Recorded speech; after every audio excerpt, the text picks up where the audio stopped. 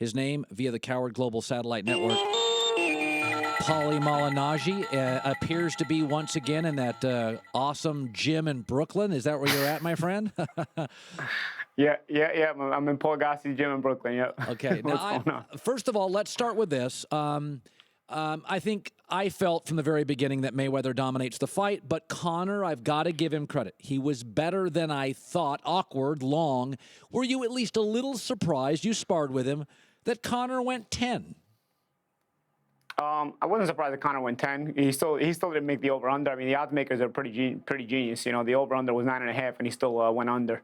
Having said that, I do say that Conor is a bit confusing when you first see him. The first look you get at him, he does hold a lot, which he did not do in the fight. That was the only thing I was surprised about. He didn't hold as much as I expected him to hold on the inside and wrestle.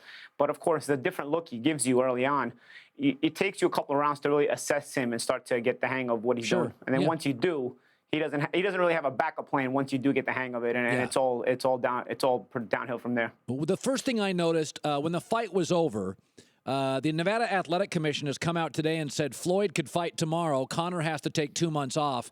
Is the Nevada Athletic Commission telling you that Conor took some real damage and Floyd took virtually no damage? Is that what they're telling you?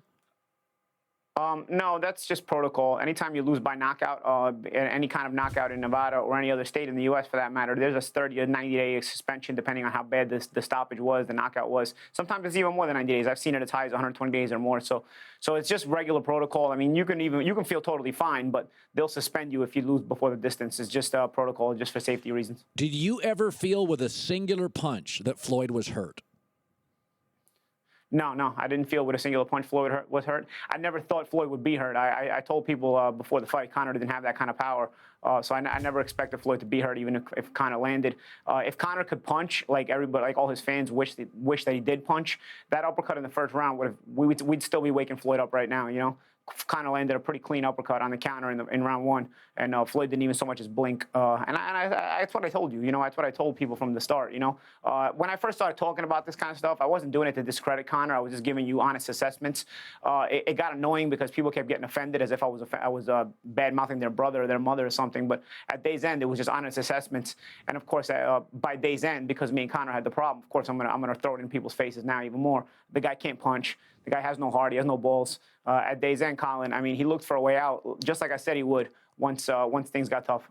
Now, there was this moment. I'm going to play some tape. This was funny. You and Floyd, before the fight, you had already sparred with Conor. Then you and Floyd came out and did this. It was pretty funny. We played it multiple times. Here it is one more time.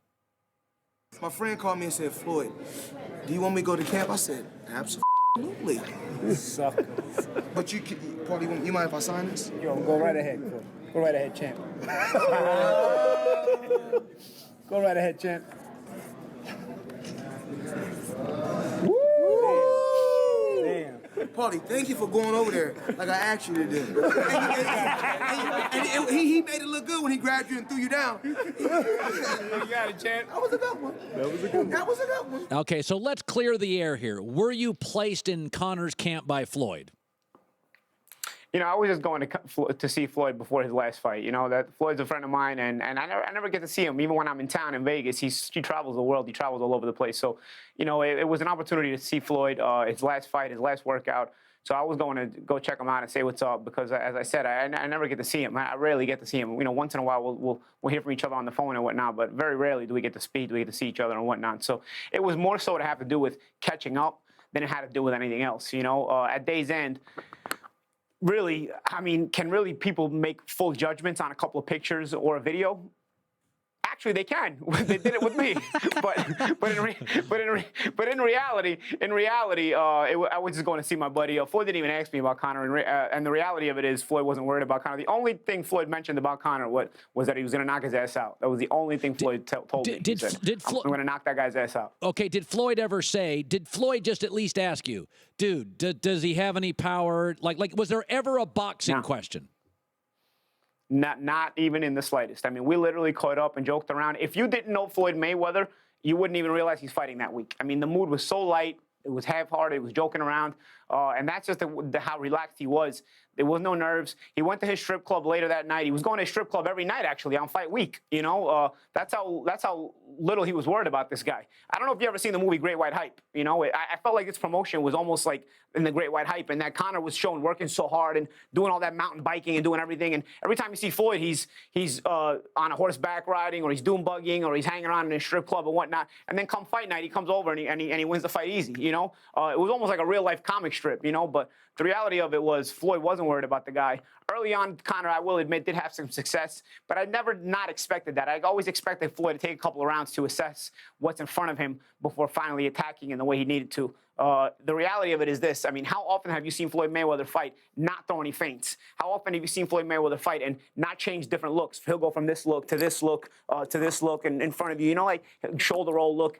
Floyd always changes looks to change the target around to kind of confuse the opponent. He gave one look all night, and he didn't even feint. He just kept going straight ahead, straight ahead, straight ahead. It really goes to show you how little he respected this guy, because I've never seen Floyd fight in such a one-dimensional fashion, but yet still dominate the way he did. I said I believe referees should always stop fights when somebody can't protect their head. If you're landing body shots, I'm not calling a fight. I thought the referee should have called the fight. 9 straight punches to the head. I had no problem with the ref calling it. What did you think? Here's the thing with boxing, combat sports, but especially boxing, the truth comes out. You can say whatever you want. You can talk about being the bravest guy. You can talk about being the hardest puncher. You can talk about being anything you want. But when you get in that ring, the truth all comes out. So let's assess a couple of myths. Conor McGregor is a big puncher. Myth. That's a lie right there. We saw on fight night, anything he was landing barely even affected Floyd. It didn't even leave a scratch on him for that matter. Number one. Number two, Conor said he wanted to finish the fight on his back.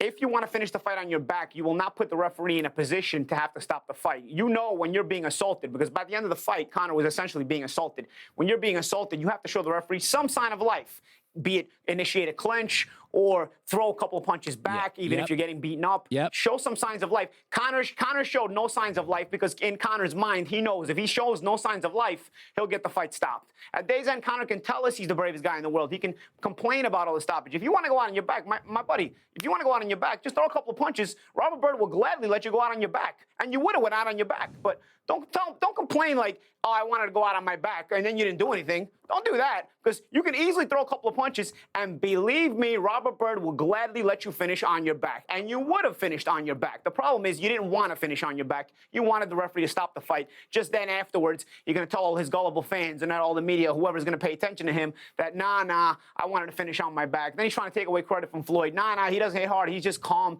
He's just this. At day's end, Conor never wants to fight when he's uncomfortable. I said this from the start. I said this. I saw this in camp. I saw it in an ADS fight. I saw this in training camp. I told him fight week not to forget his balls on fight night, because I knew he would.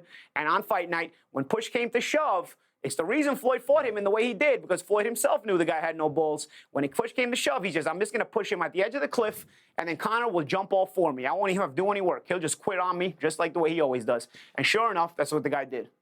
By the way, would you, I've said this, I think you and Conor, I would be fascinated. I'd like to see UFC boxing guys. Give me one of those a year. I think it's interesting. If tomorrow you were offered a fight, would you take it from Conor? And do you think he'd be willing to fight you, or is he concerned that if he loses, his tough guy brand is over?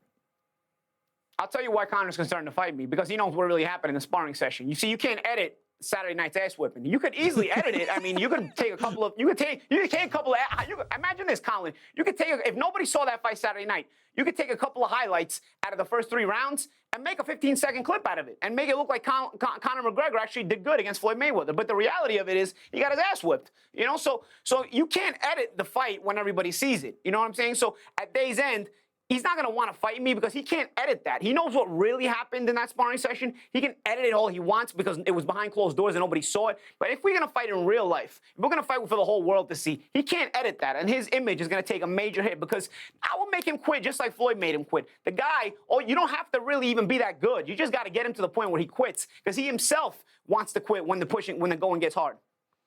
Wow. You should go into radio and TV. Well, that's right. You are at Showtime, so you're already doing broadcasting, Paulie. Oh, I know he's already doing it, but this is. I tell you, I could just sit in here and talk to him for hours. I could talk about anything. I could talk about Brooklyn real estate. I could talk about. So, Paulie, we can talk about that too. Paulie, it's an absolute pleasure. Conor's going to go to UFC. Is that your gut feeling? He's going to go back to UFC. I think, I think for the brand of himself and for the UFC, they want to keep him fighting in UFC. I think he owes Nate Diaz a third fight. If he goes back to UFC, he should definitely give Nate Diaz a third fight. Nate deserves it. Nate beat him easy that first fight, stopped him. Well, after going through a tough fight, look at the difference in character. See how Nate went through a tough first round, turned things around, and then submitted him in round 2. You know what I mean? If that was Conor going through a tough first round in that fight, Conor doesn't turn it around. Conor looks for the first way out. He looks for the closest exit possible when things aren't going his way. So I think Nate easily has earned a third fight with Conor. If Conor remains in the UFC, absolutely he should fight Nate Diaz. It's a risk fight. It's a good fight. I think people want to see it. If Conor goes back to boxing, I don't know if that's such a good idea because, again, I think it'll take a less fighter than me to make Conor McGregor quit. Conor McGregor is maybe a difficult guy to time. He may be a little bit awkward. At day's end, he brings no power and he brings no balls to the table. And that is an easy guy to beat when you come into boxing. So you don't feel there's a boxing UFC rivalry? You don't think we're going to have UFC boxing stuff happening all the time now? I think the fans make it a little bit of a rivalry. I think even some of the young rookie fighters that are idiots in MMA, they'll do it. But I think the experienced veterans in MMA that I've talked to and the experienced guys that have done this, they give respect both ways. And I also give respect both ways. I don't think it's a rivalry as in one is better than the other. At day's end, they're both dangerous. At day's end, they're both exciting. Just keep one thing in mind. There's a reason Conor McGregor had to be stopped Saturday night. He's got a son at home. He has to be stopped. There's head blows. In boxing, people actually die. In mixed martial arts, I have not heard of anybody actually dying. Head blows and brain trauma is what kills you. Not blood in your face, not broken bones. Brain trauma kills you. I have personally known guys that I knew before they got in the ring, and they came out of the ring on a stretcher, and they didn't survive. They died, okay? I personally knew people like that. I personally knew people that got in the ring and came out of the ring vegetables. I personally knew people. I've never even heard of that happening in MMA. So at day's end, these are both dangerous sports. I'm not saying one is more dangerous than the other. They're both dangerous sports. But the rivalry should be taken with a certain amount of respect because combat is still combat. Paulie, absolute pleasure. Once again, I appreciate your authenticity and honesty. Thank you, sir.